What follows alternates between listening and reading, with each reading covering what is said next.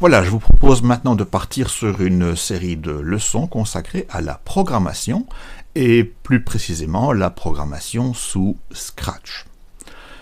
L'avantage du logiciel ou du langage Scratch est qu'il est disponible en ligne, donc sur Internet, à l'adresse scratch.mit.edu. Et lorsque vous y êtes, eh bien, je vous encourage à partir immédiatement dans l'option Créer afin de découvrir l'interface du logiciel telle qu'elle apparaît à ce moment-là. Il est possible que votre système vous demande l'autorisation d'activer Flash. Il faut l'accepter pour pouvoir utiliser Scratch. Quelques mots maintenant sur la présentation de l'interface de Scratch. Nous avons ici à gauche un premier élément très important, fondamental même, qui est la scène. La scène sur laquelle notre premier acteur nous attend déjà. L'acteur est le chat qui est là, que nous appellerons Scratch. Ce chat peut être déplacé avec la souris, mais peut être aussi déplacé de manière programmatique, donc en le programmant. D'autres acteurs peuvent éventuellement intervenir, ce ne sera pas le cas dans cette vidéo-ci. Ces acteurs appelés lutins vont donc venir peupler la zone des lutins ici en bas. Au centre de l'écran, nous avons la zone des blocs de script. Et à droite, si je supprime cette zone des conseils qui ne nous servira pas maintenant, nous avons ici la zone des script. Je voudrais maintenant commencer par attirer votre attention sur une particularité de la scène. Et pour cela, j'ai changé l'arrière-plan de manière à voir apparaître le quadrillage que vous observez. Ce quadrillage qui, même plus précisément que cela, est une série de deux axes avec des axes secondaires, un axe Y et un axe X, ce qui devrait vous rappeler des choses du cours de mathématiques. Vous voyez que l'axe Y est gradué, 100, et puis 180 comme étant le point supérieur maximal de l'axe Y, cependant que pour l'axe X, nous avons les graduations 100, 200, et en fait 240 au maximum. Alors quelques mots pour parler de notre objectif avec cette interface de programmation. Eh bien, notre objectif sera de faire réaliser des mouvements par le lutin Scratch ou d'autres lutins que nous pourrions utiliser ultérieurement, lui faire réaliser des mouvements de différentes sortes en utilisant les blocs de script. Alors je vous montre une première façon très simple d'utiliser les blocs de script.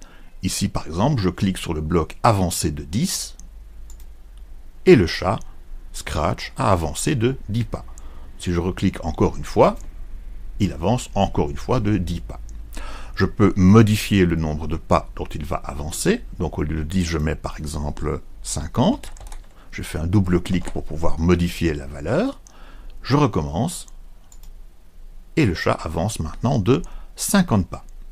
Bien, premier point.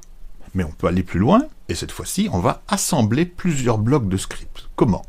Bien, je vais prendre le bloc avancé de 50, et je vais le déplacer dans la zone des scripts. Puis, je vais ajouter un deuxième bloc, qui est par exemple le bloc tourner à droite. Et pour l'instant, il est marqué tourner à droite de 15 degrés. Puis, si je rajoute encore un bloc avancé de 50 et un deuxième bloc tourné à droite de 15 degrés, j'ai maintenant une série de 4 blocs qui se sont assemblés parfaitement les uns avec les autres. Eh bien, ceci constitue en fait notre premier script, notre premier programme.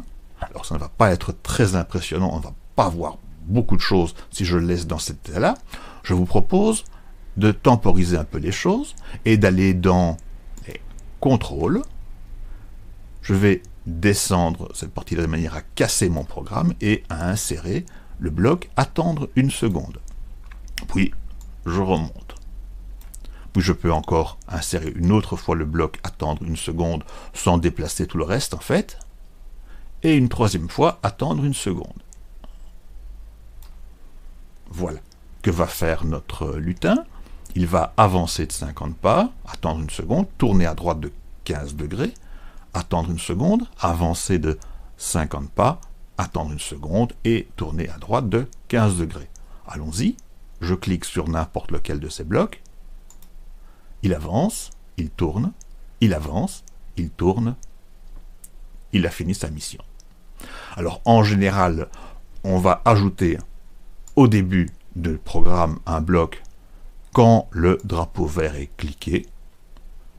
De quel drapeau vert s'agit-il? Eh bien en fait il s'agit du drapeau qui est là, qui va nous permettre de démarrer un programme, alors que le signal rouge qui est là nous permettra de l'arrêter si c'est nécessaire.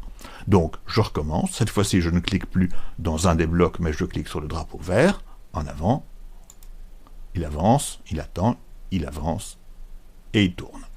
Voilà, il a réalisé notre nouveau programme, je recommence encore une dernière fois, il avance, il attend, il tourne, il avance, il tourne. Voilà, nous avons maintenant l'essentiel pour commencer à réaliser des vrais programmes, ce que nous ferons dans la prochaine vidéo.